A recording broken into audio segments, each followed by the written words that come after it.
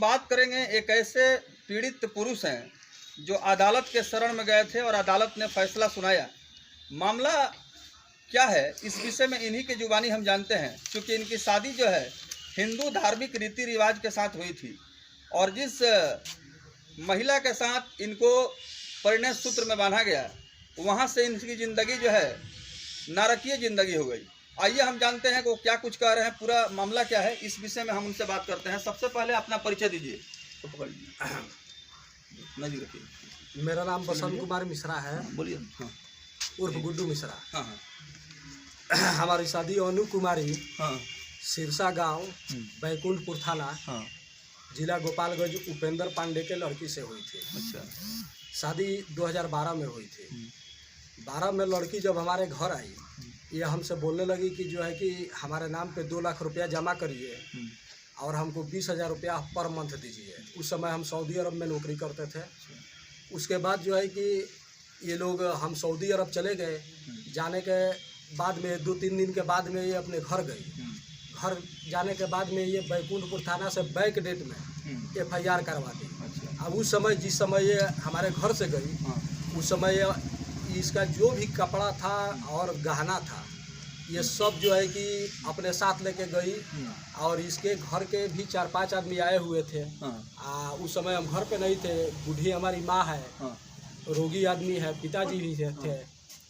तो पिताजी हमारे थाना में गए FIR करने के लिए। थाना वाला बोला कि जो है कि आप कोर्ट में करिए के।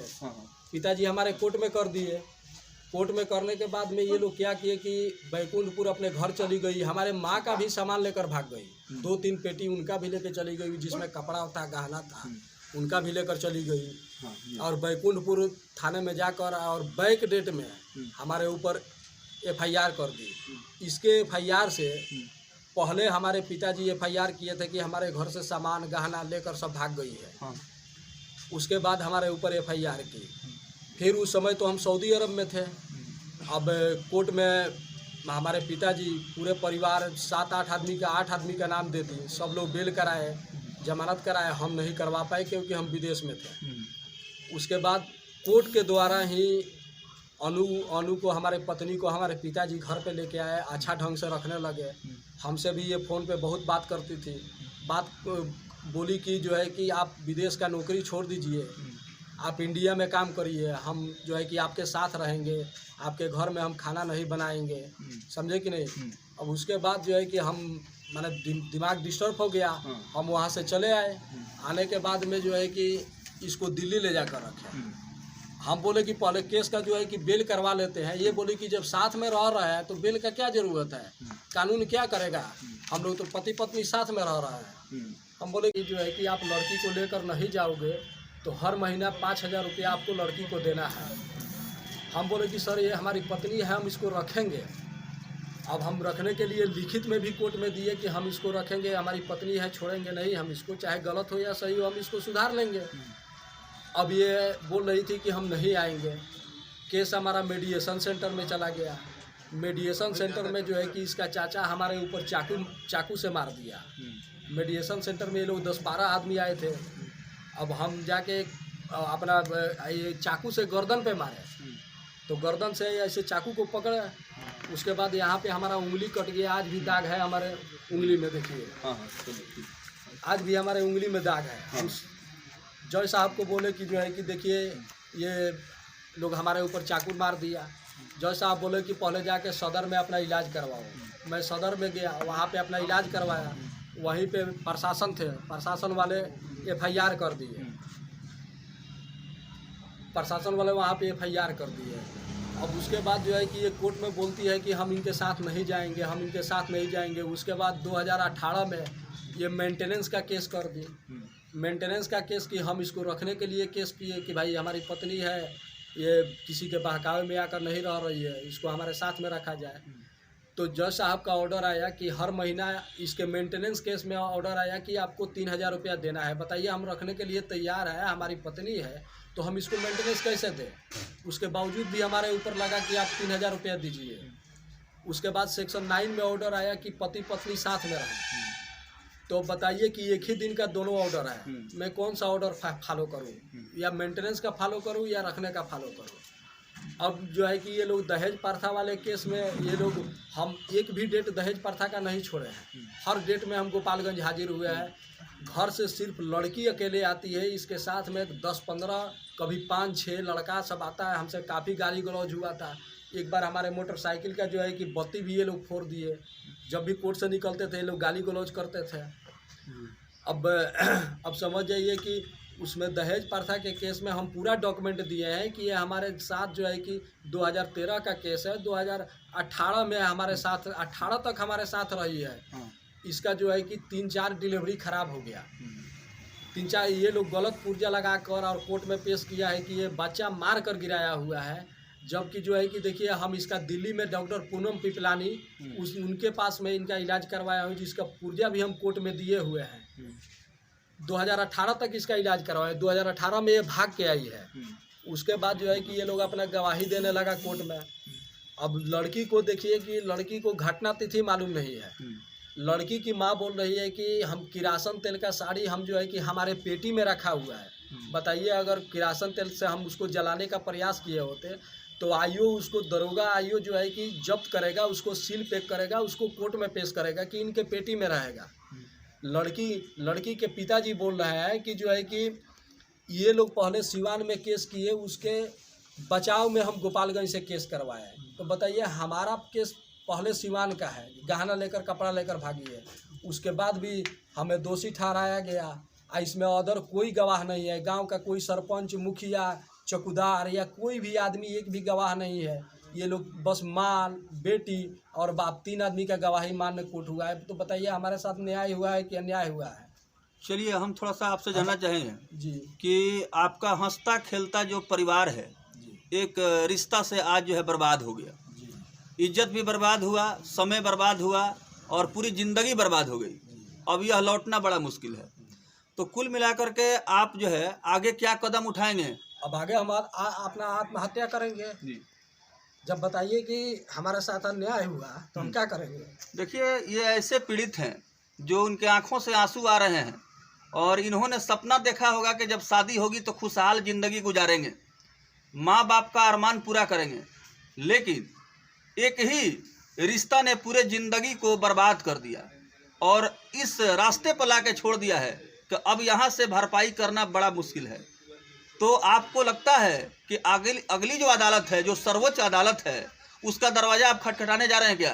जी, हम जाएंगे। हम हाई कोर्ट जाएंगे, सुप्रीम कोर्ट जाएंगे। जी।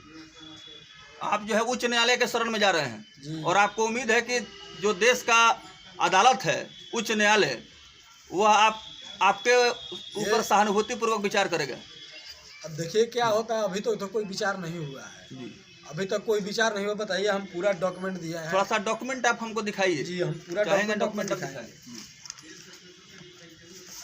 जी।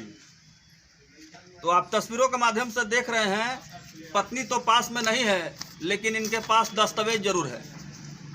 होना ये चाहिए था कि पत्नी को पास में रहना चाहिए था कि सुख दुख में वो साथ निभाए। देखिए, वो जीवन साथी है। जब ये दिल्ली से भागी थी तो हम सीजीएम साहब गोपालगंज जो है कि उनको इंफॉर्मेटिव दिए हैं। जी।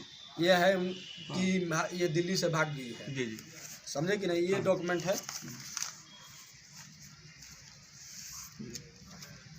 ये इनका FIR है। ये बताइए, ये FIR ये किसी वकील का लिखा हुआ है। 4-5 पन्ना का FIR है। 4-5 पन्ना का ये FIR है। समझे कि नहीं? ये सब FIR ही है। देखिए, ये डॉक्यूमेंट में रखा जाए तो इसमें जब जजमेंट आया है कि पति पत्नी साथ में रहे, ये इसका भी फॉलो नहीं कर रही है। ये इसका जजमेंट है जो है कि मेंटेनेंस का, जिसमें 3000 रुपया अलाउड हुआ है हमारे ऊपर की। 3000 रुपया मेंटेनेंस है। तो बताइए कि मेंटेनेंस भी अलाउ हुआ, साथ में रहने को भी अलाउ हुआ, हमको 7 साल 1 महीने का सजाए भी हुआ 498 में। तो आपको पुलिस के द्वारा गिरफ्तार किया गया था? पुलिस के द्वारा कोई जांच पड़ताल नहीं हुआ था। ये लोग बस मुकदमा करवा के कोर्ट में भिजवा दिए। उसी पे सुनवाई होने लगा। कोई हमारे घर पे पुलिस नहीं आया। यानी कि आपको नोटिस हुआ?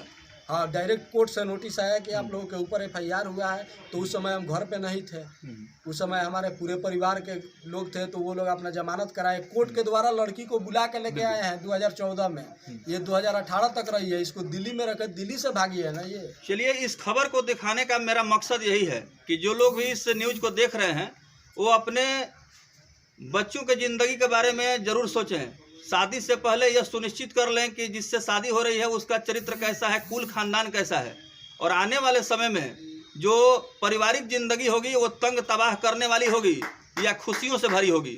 तो इससे अंदाज़ा आपको लग गया होगा, जो पीड़ित व्यक्ति हैं जिन्होंने साफ तौर पर कहा है कि अब मैं आत्महत्या करने को मजबूर हूँ और मैं आत्महत्या करके ज़िंदगी को मौत के गले लगाना पसंद करूँगा, लेकिन बेइज्जती बर्दाश्त नहीं करूँगा।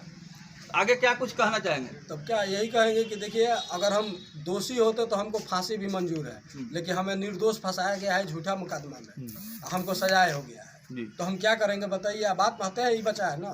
जज साहब से न्याय मांगे। देखिए, तो ऐसे बहुत सारे जज साहब से अपना न्याय मांग रहे हैं कि हमको न्याय दीजिए। बताइए, वो बोल रही है कि हमको मारता है, पीटता है।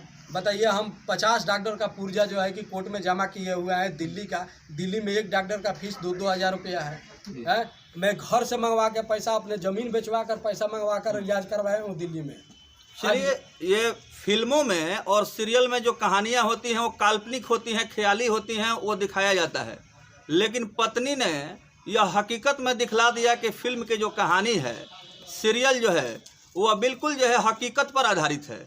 और ये इस तरह का मामला सिर्फ मुझे लगता है कि आप ही के साथ नहीं है, ऐसे बहुत सारे नौजवान हैं जो शादी करके आज अपनी ज़िंदगी से तंग तबाह और बर्बाद हो चुके हैं, और आज ऐसे मुहाने पर आके खड़े हैं कि अब फैसला लेना बड़ा मुश्किल हो रहा है कि इस अनमोल ज़िंदगी का क्या यही कीमत है, क्या यही हश्र होने वाला है। तो उम्मीद करते हैं कि आने वाले समय में जब आप न्यायालय के शरण में जाएंगे, निश्चित रूप से न्यायालय भी आपके ऊपर सहानुभूतिपूर्वक विचार करेगा। तो अगला कदम आपका हाई कोर्ट में जाने का है। हाई कोर्ट में जाएंगे। अब हाई कोर्ट देखिए क्या होता है हमारे पक्ष में जी, क्योंकि हम निर्दोष हैं, हमारे पास पूरा प्रूफ है। जी, हम बिना प्रूफ का नहीं लड़ रहे हैं। अपना शुभ नाम बताएं। हमारा नाम बसंत कुमार मिश्रा है, उर्फ गुड्डू मिश्रा। गांव? घर बंसोही, थाना बसंतपुर, जिला सीवान। तो बसंत कुमार मिश्रा ने अदालत का दरवाज़ा खटखटाने का फैसला किया है और ये शीर्ष अदालत में जाएंगे और अपनी फरियाद को रखेंगे। अभी देखना होगा कि आने वाला समय बताएगा कि शीर्ष अदालत इनके ऊपर क्या कुछ अपना फैसला सुनाता है। लेकिन फ़िलहाल यह बात तो सामने आ रही है कि जिस तरह से इनकी ज़िंदगी अभी तक गुजरी है, इस ज़िंदगी ने वह हर दिन दिखला दिया जो कभी सपने में भी इन्होंने नहीं देखा होगा, जो आज हकीकत में देख रहे हैं। और आज इनका हंसता खेलता परिवार बिल्कुल जो है उजड़ चुका है। घर में चारों तरफ उदासी है और लोग काफ़ी मर्माहत हैं। तो जिस लड़की से आपकी शादी हुई, क्या आपने कभी सोचा था कि इस तरह की ज़िंदगी में? अरे हमारे मामा हमको फंसा दिए। जी, मामा का नाम बताएं। मामा का नाम नवीन पांडे है। कहाँ का रहने वाले हैं? ये डुमरिया घाट खोरमपुर के है। अच्छा अच्छा। ये जब हम विदेश चले गए तो इनके हमारे मामा की साला की लड़की है। हाँ हाँ। ये हमारे मामा जो है कि हमारे पिताजी को फंसा कर बोले कि शादी आप करिए। शादी हमारे पिताजी नहीं कर रहे थे कि जो है कि हम रिश्तेदारी में नहीं करेंगे।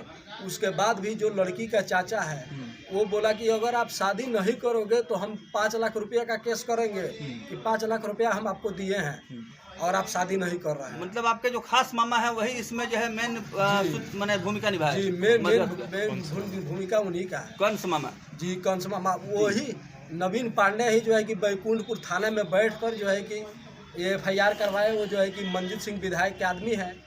तो वो जो नवीन पांडे जी। चलिए, नवीन पांडे ने आज जो कंस मामा की कहानियां हम सुना करते थे, एक नई कहानी का शुरुआत उन्होंने कर दिया और इन्होंने साफ तौर पर कहा कि मुझे अपनों ने लूटा, गैरों में कहाँ दम था, मेरी किश्ती वहीं डूबी जहाँ पानी कम था। चलिए, निराश मत होइए, अदालत के शरण में जाइए, निश्चित रूप से आपको न्याय मिलेगा। बहुत बहुत धन्यवाद।